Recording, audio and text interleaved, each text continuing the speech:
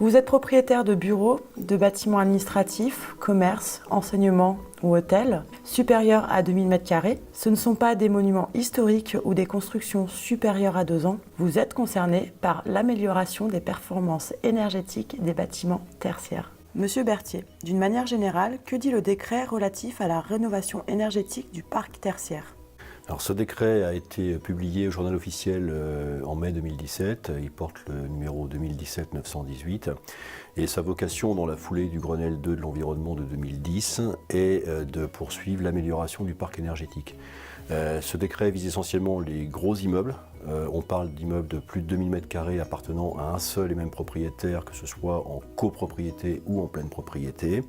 L'objectif est double. D'abord, obliger les propriétaires de ces immeubles à un audit énergétique qui devait être à l'origine conduit pour le 1er juillet 2017, ce qui est assez étonnant en termes de rapidité.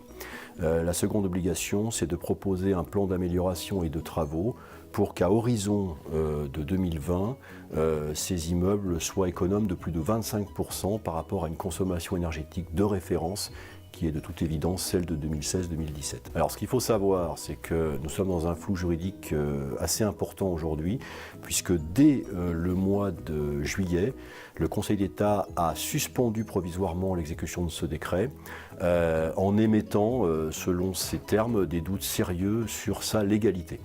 Donc aujourd'hui, nous sommes sur la forme suspendue. Sur le fond, la volonté des autorités reste présente. Et donc, il est souhaitable, je pense, que les propriétaires se préparent à exercer ces obligations dans un avenir proche. Quels sont les freins à la rénovation énergétique du parc tertiaire ? Alors, ces freins, particulièrement sur nos départements savoyards et Haut-Savoyards, sont de deux ordres. Tout d'abord, il faut savoir que les propriétés sont extrêmement morcelées. Il y a peu d'immeubles, disons-le, monopropriétaires de plus de 2000 m² aujourd'hui sur le parc tertiaire annécien et chambérien. En revanche, il y a énormément de lots en copropriété. Il est assez étonnant de voir comment on va pouvoir régler le cas d'un immeuble où il y aurait par exemple un lot de 2000 m² et d'autres petits lots à côté. Est-ce que seul le lot de 2000 m² fera l'objet d'une amélioration, laissant les autres petits lots dans leur état actuel ? C'est assez étonnant d'imaginer une telle situation. Le deuxième point de blocage que nous risquons de rencontrer, c'est que le décret prévoit également que les comportements des utilisateurs des immeubles doivent être économes et tournés vers l'économie d'énergie.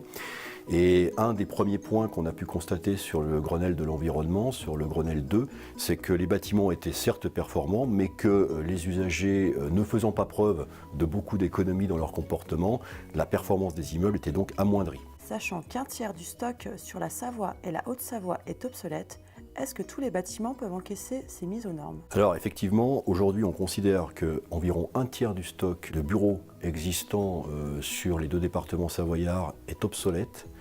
C'est-à-dire que ce sont des bâtiments qui, de toute évidence, d'une part, ne sont pas performants du point de vue énergétique, et d'autre part, n'intéressent plus guère les entreprises qui recherchent de nouveaux locaux. Nous allons avoir en fait deux phénomènes qui vont se juxtaposer. Des immeubles qui techniquement pourront être améliorés vont pouvoir passer le cap fixé par le décret.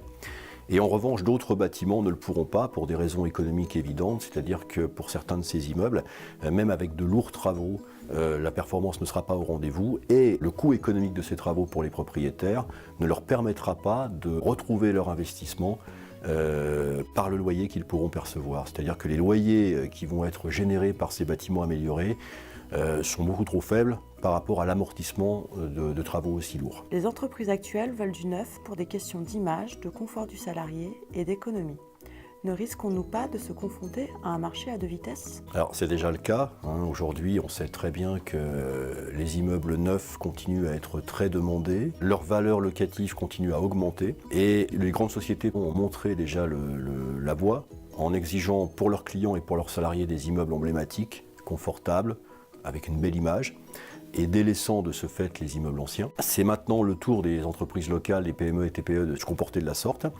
Et donc on peut véritablement craindre un marché à deux vitesses avec des bâtiments neufs ou des bâtiments récents rénovés dans l'esprit du décret, qui vont continuer à être attractifs et voir leur loyer progresser, et à contrario, un parc qui ne pourra pas être amélioré et qui va soit voir ses loyers baisser, soit ne plus intéresser durablement les clients. Donc on va effectivement vers un marché à deux vitesses, ça semble assez évident. Ce qu'il faut retenir en 3 points.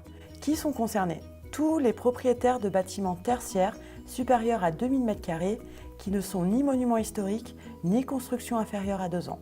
Deuxième point, le décret a fait l'objet d'un recours en référé devant le Conseil d'État. Il est actuellement en stand-by et fera l'objet d'une modification. Troisième point, on s'engage vers un marché à deux vitesses. D'un côté, des entreprises souhaitant du neuf pour des questions de confort et d'image, de l'autre côté, des entreprises qui n'ont pas forcément les moyens de s'offrir des locaux récents.